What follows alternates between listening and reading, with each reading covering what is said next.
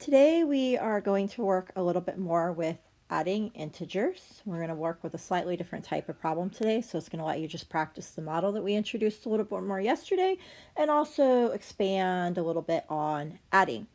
I do want to point out one thing, and I put it in the directions, the assignment directions for today, but I wanted to put it on here as well just to make sure. It came to my attention yesterday that I failed to mention to you, but I want to make sure you are aware this chapter is a no calculator chapter. You should not be using a calculator on any of your assignments in chapter 11. You also will not be allowed to use a calculator on your chapter 11 test when we get there. So if you are I realize that on your assignments, not using a calculator is on the honor system, but your test is proctored by your parents, so they're going to be watching to make sure that you're not using a calculator. They will be instructed about that. So it's in your best interest, even though we're working on the honor system, to not use a calculator on your assignments so that you can get practice doing all these problems without a calculator.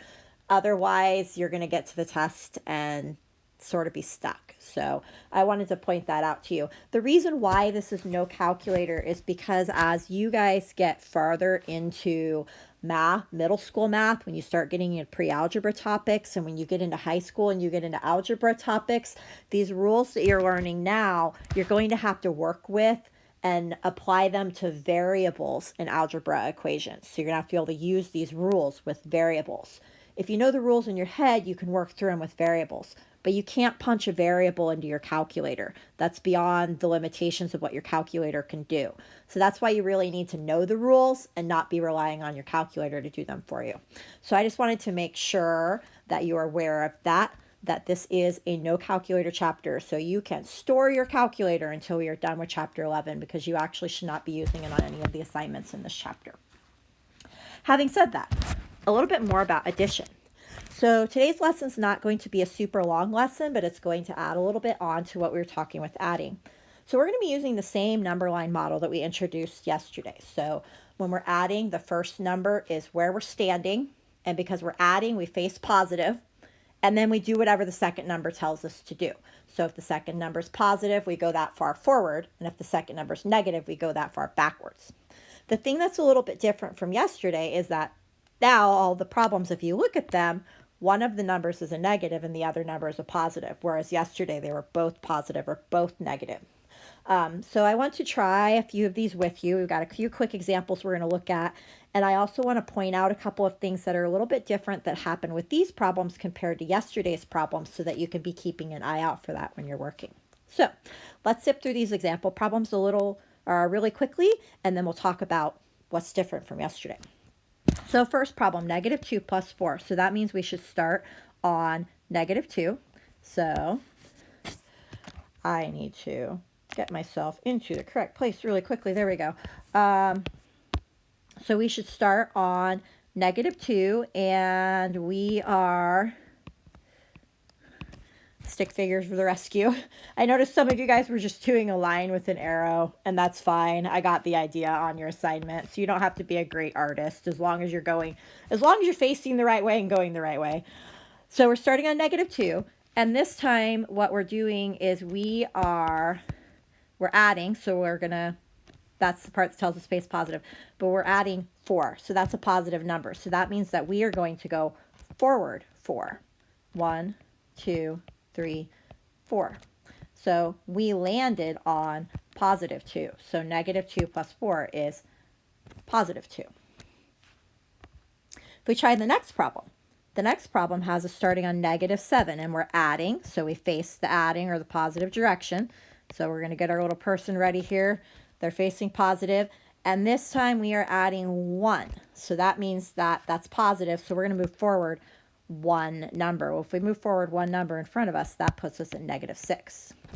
Now, here's the thing that's a little bit different that I want to point out, and we'll try a couple more examples in just a second from yesterday. Yesterday, several of you guys noticed, because you told me at the bottom of your homework assignment, that last question, that if you're adding two numbers with the same sign, the sign stays the same. So if you're adding positive and positive, everything's positive, your answer is going to be positive. If you're adding negative and negative, everything's negative, your answer is going to be negative. It gets a little trickier when you're doing one of each, because you can look here, both of these problems we just did were a negative plus a positive. One of them had a positive answer, the other one had a negative answer. So there's not a predictable rule where a negative plus a positive always equals a certain sign. Sometimes a negative plus a positive is a positive. Sometimes a negative plus a positive is a negative. The big deciding factor is if you're in the negatives, you have to walk forward far enough that you cross over from the negatives into the positives. So on this first problem, we were going far enough that we passed over 0 into the positives. We were adding enough that we crossed over that line, which is why the answer ended up positive. When we were down here, the second problem, 0 is all the way over here. We only moved up 1. We didn't move forward enough to get ourselves out of the negatives, which is why that answer was still negative. So we know that a positive plus a positive will always give us a positive. And a lot of you guys figured out yesterday that a negative plus a negative will always give you a negative, because you're going to stay on the negative side of the number line with that type of problem.